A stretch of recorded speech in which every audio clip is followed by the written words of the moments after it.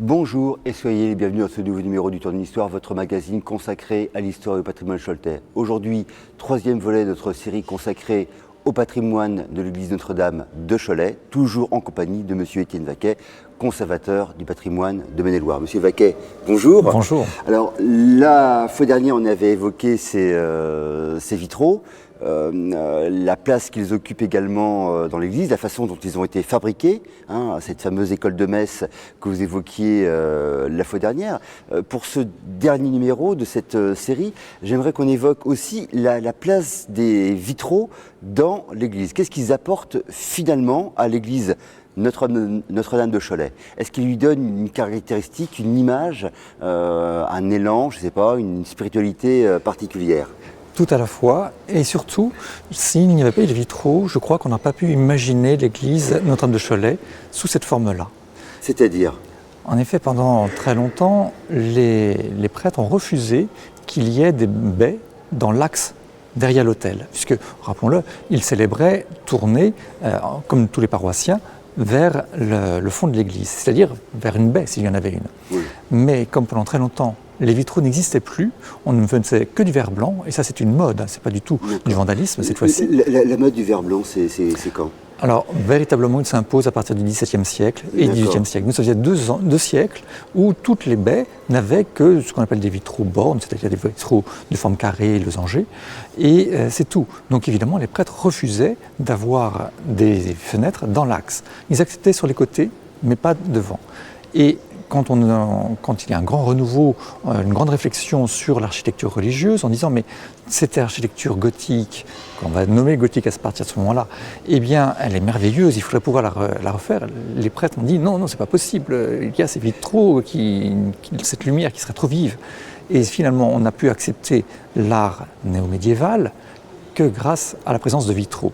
Et en effet, les vitraux vont commencer à être recréés au XIXe siècle, à partir des années 1828 à peu près, et vont véritablement exploser dans sa diffusion à partir de 1838. C'est l'influence également du romantisme, on redécouvre l'art, l'architecture du Moyen-Âge. Tout à fait. Victor Hugo, Viollet-le-Duc, Prosper Mérimée, enfin, ça va vraiment dans cette grande vague-là. Bien plus, c'est Chateaubriand, qui va voir ces églises en parlant de ces forêts qui s'élèvent comme les branches, les liernes qui sont comme les branches qui se rejoignent et qui forment un véritable vaisseau naturel. C'est génie christianisme. Exactement, 1802, c'est ça.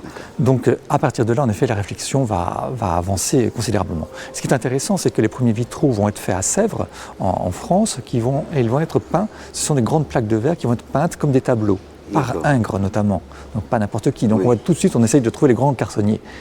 Cependant, qu'est-ce qu'il va faire? Il va faire des vitraux, des tableaux peints sur verre, et non pas des vrais vitraux dans sa conception. En Anjou, c'est un peu différent. On a très tôt quelqu'un qui arrive, qui s'appelle Thierry, et en 1828, avec l'aide de la comtesse Walsh de Serran, eh bien, dans le château de Serran, va profiter de son four pour créer les premiers vitraux que l'on voit à Béhuard, que l'on voit à Saint-Georges-sur-Loire. Ça, c'est le tout début. Mais là, vous voyez très rapidement bien la technique, les regards, tout va très vite au XIXe siècle. On retrouve le savoir-faire du Moyen-Âge. Oui. C'est des choses qui ont été oubliées durant le siècle XVIIe, Exactement. XVIIIe, et on retrouve des savoir-faire. En fait, ce qui s'était perdu, c'est de savoir comment colorer dans la masse le verre. On va le retrouver de manière très efficace au XIXe siècle, et à partir de là, tout part. Donc les ateliers de Metz, eux, vont avoir cette tendance à regarder quelque chose de très plastique, on va dire, puisqu'on va avoir des tons extrêmement forts les uns avec les autres. Car l'un des problèmes d'un vitrail, c'est que quand vous l'avez avec une lumière modeste, les couleurs vont avoir un rapport entre eux, mais quand il y a une forte lumière, eh bien, tout change. Donc il faut pouvoir s'adapter à cette lumière, et c'est là l'art du maître verrier. Là, on est devant nous une grande verrière, derrière nous également. Il y a un côté très industriel aussi, on a l'impression, un côté un peu Crystal Palace, architecture industrielle, je ne sais pas, usine.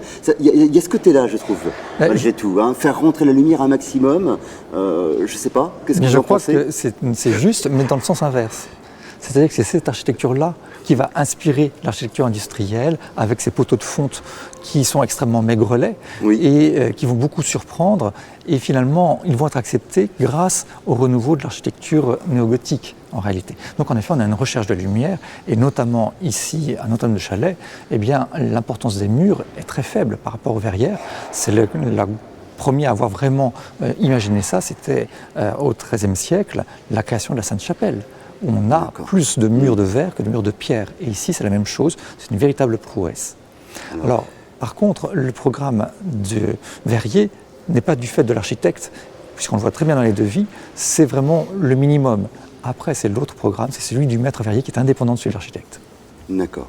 Alors, on avait évoqué un certain nombre de vitraux la fois dernière. Il y a quand même des vitraux que l'on n'a pas évoqués qui seraient tout à fait intéressants de découvrir pour nos téléspectateurs. Alors, il y a ceux du chœur qui sont quand même très beaux d'un point de vue de la foi, puisqu'on a les 3 verrières d'axe. On a dans le centre le couronnement de la Vierge, à gauche l'Annonciation et à droite la Visitation. Et au-dessus, on a un ange qui tient un phylactère et qui explique finalement les scènes avec l'Ave Maria, le Magnificat et le Salve Regina. Donc on a ces 3 chants qui sont évoqués en vitrail. Et nous sommes là où? Dans le chœur, c'est-à-dire de là où on chante. Donc quelque part, on a ce lien entre l'art graphique, l'art du vitrail, et la musique elle-même, c'est-à-dire avec l'actualisation, c'est les prières qui montent vers le sommet de l'Église. Il y a une question que j'aimerais vraiment poser au conservateur du patrimoine que vous êtes. Cet art religieux du 19e siècle, on en a beaucoup parlé ces dernières années, ces dernières décennies, avec des destructions d'églises en Maine-et-Loire, avec des communes qui n'ont plus les moyens d'entretenir ces églises, des églises parfois qui ont été mal construites ou avec des matériaux qui se sont détériorés assez rapidement. J'étais sur les bords de Loire la fois dernière, du côté de la Bohalle, de Saint-Mathurin. Il y a des églises qui tiennent encore debout assez difficilement. C'est un peu triste d'ailleurs de les voir ainsi. Est-ce que finalement aujourd'hui on ne retrouve pas les caractéristiques, enfin les qualités de cette architecture? Est-ce que cette architecture qui a longtemps été, c'est vrai, un peu dénigrée, le néogothisme, tout ça, le côté qu'on qualifie d'un peu kitsch, est-ce qu'on n'est pas justement en train de redécouvrir toutes les qualités de cette architecture et que cette architecture est aujourd'hui totalement et parfaitement patrimonialisée et qu'il est important justement de la faire connaître? Tout à fait. C'est un grand travail de fond. Et quand on parle de l'architecture néogothique, rien qu'en Anjou, il n'y a pas un néogothique pour le religieux, il y en a 5. Au moins 5. Donc c'est dire à quel point il y a des variétés et tout est encore à faire, à bien présenter pour savoir quelle est cette évolution, quelles sont ses sensibilités. Quant à la construction elle-même, en fait, elles ne sont pas mal construites. Quand on regarde ces églises sur les bords de la Loire, en effet, c'est le parement qui est altéré, comme toute maison en tuffeau, quelle qu'elle soit, dans nos régions. C'est notre matériau qui le fait. Et si ce parement tombe, derrière, il y a un mur. Eh bien, le mur, il tient. Généralement, il n'y a pas de gros problèmes. Évidemment, je ne dis pas qu'à un endroit ou à un autre, il puisse y avoir besoin de tirants, mais généralement, elles sont suffisamment bien construites. Et quand on voit notamment Notre-Dame de Cholet, même si au bout d'un siècle, ce qui est logique, il faut des restaurations, et on va bientôt découvrir, je pense, l'achèvement de la restauration on a hâte en effet, on sera là, on sera présent ce jour-là. Eh bien, elle tient finalement très bien. Et je crois qu'au contraire, on a de nouveau une prouesse, comme c'était à l'époque médiévale, pour construire, mais avec des moyens financiers malgré tout plus modestes, avec des techniques nouvelles, notamment pour la charpente, puisque dans les charpentes réalisées par l'architecte de Notre-Dame, Alfred Tessier de Paupreau, eh bien, il va utiliser beaucoup de fer, ça va être ces charpentes en fer. Donc la charpente qui recouvre là où nous sommes est en fer. Il y a beaucoup de parties en fer, beaucoup de tendeurs, finalement il y a des parties en bois bien évidemment, mais il y a beaucoup de pièces métalliques. Alors le métal, eh bien, il est très important ici, il faut penser qu'il y a à peu près 1 tonne de métal par verrière. Quand on lit les comptes, tous les ans, tous les mois, il y avait 1 tonne qui était livrée pour les vitraux eux-mêmes.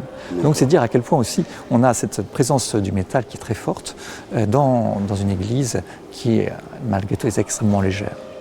Alors, ce numéro du Tour d'Histoire s'achève. Hélas, je vais vraiment vous remercier de nous avoir accompagnés durant ce cycle d'émissions consacré à l'église Notre-Dame de Cholet. Peut-être une autre façon d'ailleurs de voir l'église. Bien évidemment, on va inviter nos téléspectateurs à découvrir, à redécouvrir ce patrimoine choletais tout à fait passionnant et que l'on a découvert peut-être avec un nouvel œil grâce à vous aujourd'hui. Monsieur Vaquet, je vous remercie. Je vous remercie. Au revoir et à bientôt.